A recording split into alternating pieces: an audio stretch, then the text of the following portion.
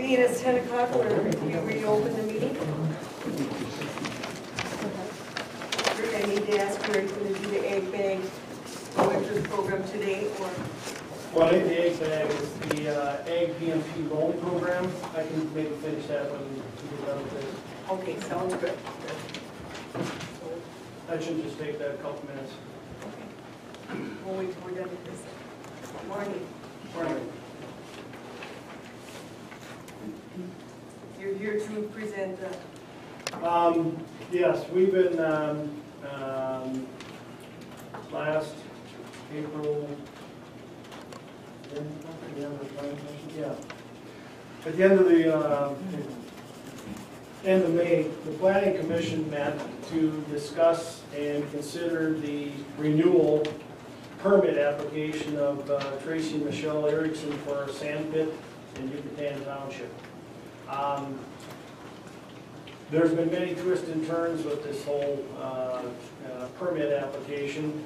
The Planning Commission did hear evidence from both the applicant plus the public that was open, and they did table it. A number of them went down to review the application and the renewal and the concerns that the public brought up. They came back, and first part of May there, they did turn around and recommended to the county board that the permit application be renewed and to proceed with that recommendation. We have since talking with, there were some amendments on that permit that they were recommending, and one is to include the recommendation that a 10,000 yard limit be placed on that permit. Also, there were some concerns on screening, that existing screens from both the Baker Place and the Erickson remain in place, especially during that 50-foot setback requirement that we do have from a property line to the Erickson there. Also, there was some concerns on the erosion part of the permit application too that was brought up from the Planning Commission, as well as when them first concerns came up.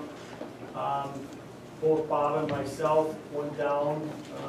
The Ericksons let us travel the site, take a look at the erosion control concerns that were brought up. We took a lot of pictures of it, but we did not find the erosion that was being a problem with it. As far as the renewal of the permit, he does have erosion control measures in place. He does have stormwater controls in place. At that time when we seen it, we found that the erosion concerns were unfounded as far as the complaints were concerned. As far as, like I said, we did take pictures and everything to basically follow up on that complaint. Since that time, like I said, from the Planning Commission, there's been a number of legal challenges to this permit application, and maybe with that, I'll let Jay take and kind of, you know, like I said, we met and we did discuss this on April 8th. Last time we had this discussion, and maybe what I would suggest is we let Jay maybe bring you forward from that point on, and then if there's any questions, we can answer from the board. Good morning. I thought what I would do this morning is spend just a few moments to frame the decision for the board so you understand what's before you. Then I'll update you on events that have transpired in the last number of months, and perhaps before that as well, as they may impact or not the decision moving forward. We'll provide you an update on events from yesterday, and then at the end, what I'm going to recommend to the board is, because there's a timeline issue for making a decision here, it's necessary to make a decision today to to assure that the county's interests and those of surrounding residents are protected. But I'm going to recommend that you make a decision, but that you also authorize and direct staff to prepare findings of fact consistent with that decision to bring back to you at a future meeting, either your next meeting or the one after, for approval as well. You'll still make the decision today, but this is an opportunity for us to integrate those into a single document that will be the basis of the decision you would make today. Starting with the ordinance, if the board's had an opportunity to review the ordinance, to put this decision in context, it's section 0110.2711. That is the section that you're operating under today, and the county is. And that section is a section within the mining provisions in the zoning ordinance that talk about renewal of conditional use permits for mining. And the ordinance says each conditional use permit shall be renewable. It doesn't say may, it says shall be renewable for a period of 5 years upon written application to the zoning administrator and with the concurrence of the planning agency. However, upon determination by the zoning administrator or the county board, which is you, that the operation is in violations of the provisions of the underlying conditional use permit or other county ordinances, the hearing may be held to review the existence of any violations. So again, the way I interpret this particular provision of your zoning ordinance is that the CUP comes before you, you shall renew it under the ordinance unless staff or the board has determined that violations, there's evidence of violations that warrant a hearing and further inquiry by the board. And I think on that issue, I would just point out to, as Rick just stated and included in the record, that there were allegations of the existence of violations of the underlying CUP. He, along with the EAW consultant for the county at that time, looked at those things and concluded in his judgment there weren't violations. So I think that goes to the second part of that. So that's what you got before you in terms of the ordinance provision that you're dealing with. Now, moving on to impediments, were there or are there things still that exist that preclude the county from actually acting on this renewal request? And I'd like to just go through those things because this has been, as I've characterized it, a machine with many moving parts over the last year or so. Dealing with the EIS, as most of you are probably aware, on June 18th, the EQB board voted to remove the Erickson property from the EIS study that's going on involving Minnesota Sands project. So that clearly is no longer an impediment. The moratorium, well, that was discussed. Recall that you adopted the moratorium and revised it. And the moratorium applies to new mining operations. In my opinion, since this is a mine that's been operating since 1992, a renewal would not be limited or precluded by the moratorium. The EAW that the board ordered, recall in, I think, August or maybe July of 2012, a petition was presented to the board to do an EAW. That was at a time that the Minnesota Sands project was still before the board, and Minnesota Sands, if you recall, was still arguing that the existing CUP allowed them to engage in that much larger project. And the petition itself was premised on a petition that the Minnesota Sands project would cause, in their judgment, significant environmental effects. In August of 2012, the board ordered an EAW petition, but that order again was premised on what was before the board at that time, the Minnesota Sands project. So in my judgment, going back now to just renewal of the pre-existing CUP, especially since the ordinance would say they have a right to that renewal absent evidence that the EAW would not be an impediment. And in fact, I think in April of this year, the board had some discussion and directed staff to move forward with that processing on the premise that that wasn't an issue, as I had previously advised the board. That leaves then the final, so those are the three impediments, or claimed impediments that existed that, in my opinion, are not impediments and would not preclude the board from acting on this renewal. The final statute or issue that exists is the one that, acting most conservatively, I believe that up until February of this year that the board was precluded from acting on a renewal request because there has been no evidence presented to the county that disassociated the Erickson property from the Minnesota Sands project, which again was the basis of the board's DAW work. However, at the end of February, Tracy Erickson provided to county staff evidence that that relationship had been terminated. And I was at the June 18th EQB meeting as well, where Mr. Frick got up and told the EAW board that relationship had been terminated. And in fact, his relationship with everybody in Houston County had been terminated. And Minnesota Sands doesn't intend to undertake any work here. Acting most conservatively, taking 60 days plus an extension from that date that information was submitted, that 120 days expires at the end of this month. So it's necessary for the board to act today to assure that something that might negatively impact surrounding property owners doesn't happen. Those are the issues that exist. The final issues, the last two that came up were yesterday, and those were two efforts by certain individuals to attempt to prevent the county from acting today on the renewal. There was a new case that was filed seeking what's called the writ of mandamus, which is a court order saying, county board, you cannot act on the renewal.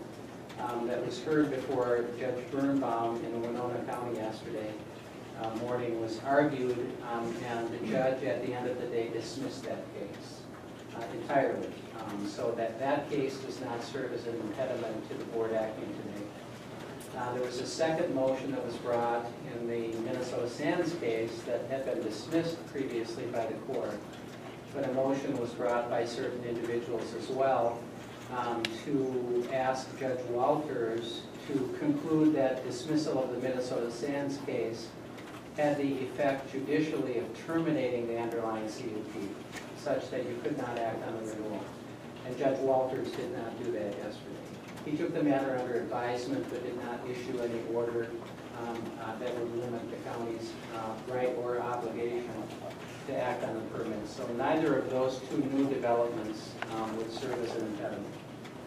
So that really is the summary of trying to put it in context and bringing you up to date on all the moving parts that have existed that, in my opinion, do not exist, that would preclude or affect the county's ability and obligation to act on the renewal request today. And again, a motion would be in order, a discussion of the board, given the direction you wish to have.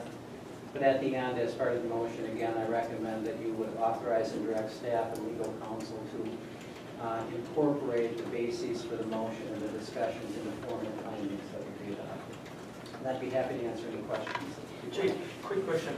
Some of that's been brought up a couple of times. Obviously, the EQB just now dismissed them being the RGU. Okay. On the EIS study, yeah. Yep. So prior to that, they were the RGU. That be correct? For the EIS study. Yep. So now, does that still? We talk about the 60 days. I guess the question that's been asked quite a few times to me: the 60 days, if they give notice to the county, but we're not the RGU for that, then would the 60-day clock have started back in February? Since we, that. How does that play out? It's arguable and murky, and I would suggest to the board that to act most conservatively in a situation like that and not leave it up to a court to decide that issue is probably a better circumstance, because you have control and you avoid the risk that a court may say, no, it was the earlier date, and since you didn't act, they get the permit without any conditions at all, which I don't think anyone wants.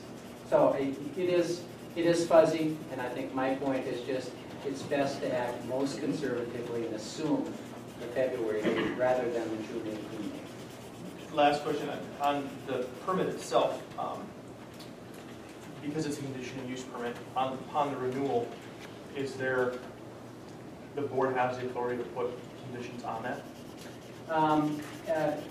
I think the board has the ability, at a minimum, to engage in dialogue with the property owner and come to an agreement and consensus on on new conditions or nailing down conditions that we believe were imputed into the original one.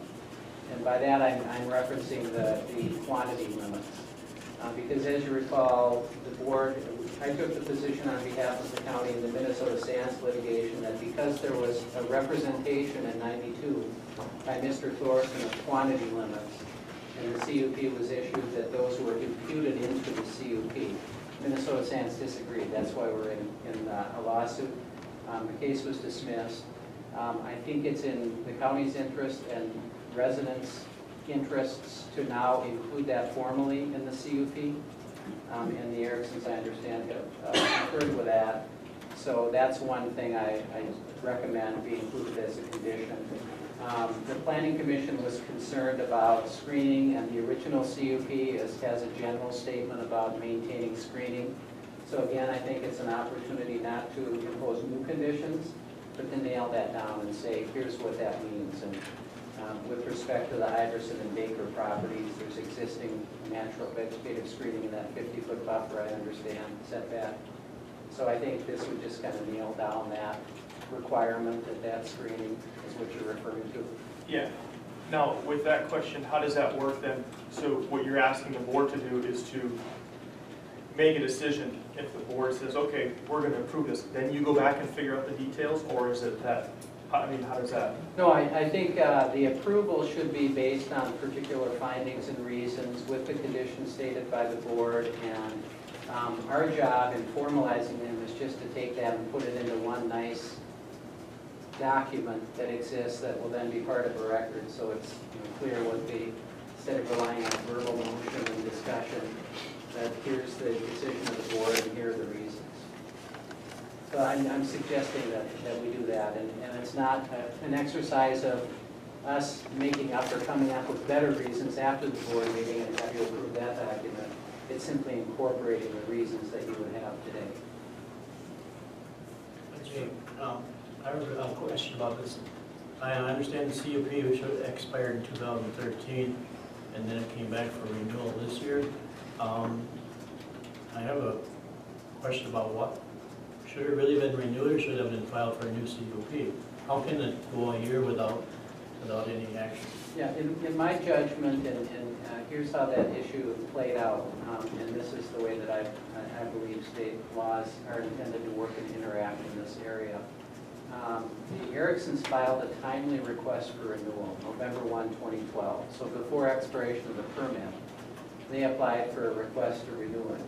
However, based on the fact that there was no disassociation from Minnesota Sands at that point, the litigation where they were arguing that the permit they were asking to be renewed allowed them to engage in the Minnesota Sands project, and the board's August 2012 EAW order related to the Minnesota Sands project, you were precluded from state law from acting on that renewal request. The statute is, one of the statutes is 116D.04, which says a county cannot act on a land use request while environmental review is still pending, and it was at that time. So because they submitted a timely request, and you were precluded from acting on it before the expiration, I don't think it's a correct result to say, well, when January 2013 came, too bad, they lost out. I don't think that's a fair result. I think the result of the law is intended to be fair, and I think the law contemplates that those timely submitted renewals in a context like that are held in abeyance until those legal impediments are removed. And then you not only have a right, but an obligation under the 60-day rule to act on that. So the fact that January 2013 has expired, in my mind, isn't dispositive of the issue. Does that answer your question? It's a little bit complicated. I didn't want to get into too much of a legal analysis. So how long could that have gone on? I think as long as the legal impediments exist, the application, if it was timely filed, would be held in abeyance until the impediments were gone. And then the law would say that within that 60 or 120-day period, you must act. And that's the situation we have here. Jay, we know that this permit has been kind of a gray area as far as some of the language that's on it. It's been, how do you interpret it? I guess, what's your opinion as far as you know, you approve this permit, we know that there's going to be potential issues down the road, or possibly could be, that there's still those gray areas out there. As far as, okay, if you deny the permit, you just rewrite another one that's a little bit more concrete. I mean, how does that, you know, is that an option, or? Under the ordinance, and that's the reason I stated, started with the ordinance indicates that the CUP shall be renewable, absent evidence that would suggest that a hearing should be held. So the way I interpret your ordinance to apply, and this is consistent with state law that says conditional use permits run with the land, and it says in the statute, and shall be good so long as the conditions are complied with, stated in the permit are complied with. So a CUP runs perpetually, and though the section in your ordinance talks about a 5-year renewal, I think when you read it as a whole, the way it works is that every 5 years they have to come in, and it's a nice check-in time for you to be able to look at it, do an inquiry at a staff level. Are there problems that exist out there? And if there is evidence that suggests that, then the ordinance says you can have a hearing. And I think the purpose of the hearing would be, might we revoke the permit because they violated it? And that's a separate process. But I think absent that information, the ordinance would say that the renewal request is perfunctory.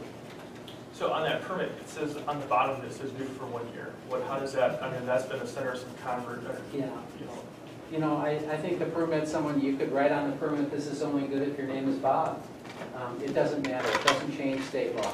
State law says that a CUP runs with the property. This CUP was recorded, it runs along with the property is sold, it's still attached to the property, it's still a record that authorizes the property owner to engage in that activity. A couple of years ago, the legislature adopted a separate permit called an interim use permit. I don't know if you have those in your ordinance or not, but you may be familiar with those. But an interim use permit is a specific statute that allows a county to place durational limits on the permit. So if you issue an IUP, you can say that's only good for 1 year, or it's only good for this person and it's void on transfer, but not with a CUP based on the statute. That's my opinion. So that language is surplusage and inconsistent with state law. So what you're saying is no matter what's on the permit, it doesn't matter? Well, I think that's too general of a statement. That's what I said. Well, It's like you're cross-examining me. No, but I'm just saying, it does say on there that, so I know that's a center of controversy. I know even the EQB was talking about that it's obviously on there, so how do you, and I'm just saying, I don't want to get hung on this yet again down the road and go to battle again. How do you know that wasn't intended to be that way versus, how do you've got conditions on something. You say, okay, this is a condition. Well, it's written on there. Well, it can be renewed up to 5 years. Well, maybe conditions that it was 1 year. I mean, I don't know that, and that's been controversial. Yeah. That, do we wipe that out? How do you say it doesn't exist or it doesn't matter? Well, first, my comments were limited only to that statement. I'm not suggesting what you said initially, but the intention is not relevant to the analysis of whether a CUP runs with the land or not. That's by statute. So again, if it was added to the face of the CUP, as I recollect too in reviewing the minutes, I don't know that that was ever discussed as part of the conditions that were agreed on as well. So there's no supporting evidence in the record, in the decision-making process, the minutes, that was an express condition. I understand it was a clerical thing that was simply applied normally to building permits, and a new staff person put that statement on there, and shouldn't have, but it doesn't matter. That's state law permits, so that's my analysis of that issue.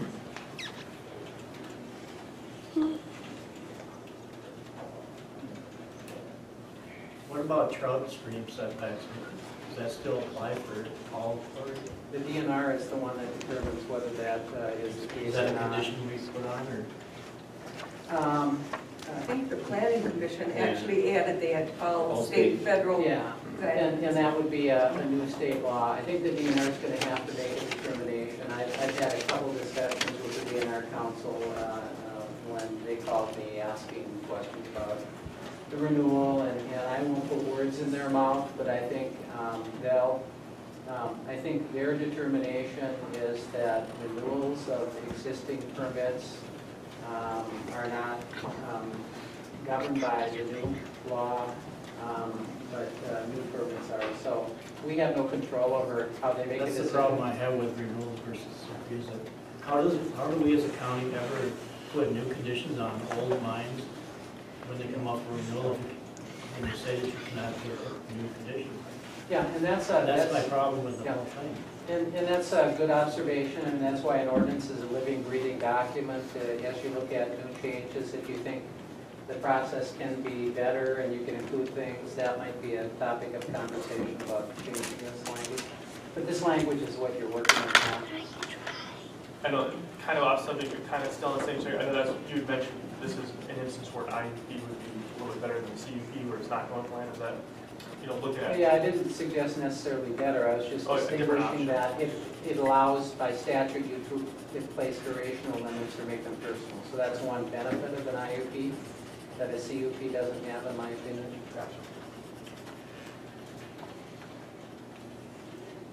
I move to approve the Erickson conditional use permit based on the ordinance says mining conditional use permits shall be renewed absent evidence of permit or ordinance violations. There is no evidence that violations exist that would preclude renewal. The EAW previously ordered by the board was for the Minnesota Sands project, and it does not apply to renewal of mining under the 1992 conditional use permit. The EQB has released the Erickson property from the EIS study. The existing moratorium does not apply to renewal because it is not new mining. Ericksons have provided evidence of determination of their relationship with Minnesota Sands. Conditions are to include a limit of 10,000 cubic yards of material removal per year. Existing vegetative screening at the Erickson property shall remain in place. Staff and legal counsel shall prepare findings consistent with this motion and for board decision and present them to the board at a future meeting for approval. I'll second that motion. Further roll call vote, just wait this time. Steve, on your motion there, as far as the screening, Yes, I would like to include the bakers' names also on that. You said Irish. that would be proper. I would say that would be proper. Thank you. Yeah. Further discussion, roll call vote? District 1, Yes. District 2, No.